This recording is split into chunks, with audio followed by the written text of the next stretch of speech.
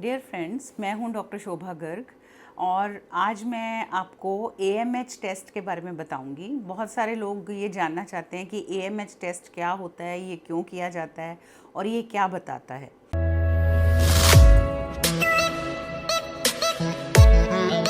तो AMH test हमें ovarian reserve के बारे में बताता है।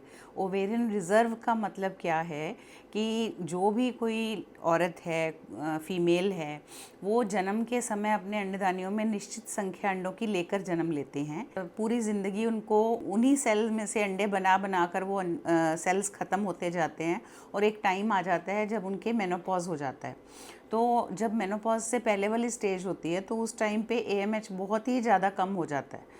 तो ये एज के साथ होता है और ऐसा होना बिल्कुल नॉर्मल है, क्योंकि एज के साथ AMH में गिरावट आती है।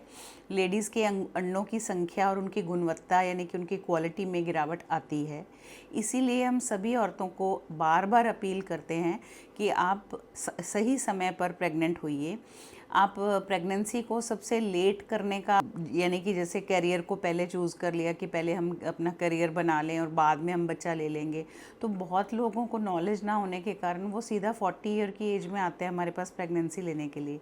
या कई बार ऐसा होता है कि उनका एक बच्चा 9-10 साल का हो गया है, एज 40-42 हो रही है, अभी वो सोच रहे हैं कि कोई बात नहीं, बच्चा तो कभी भी ले लेंगे।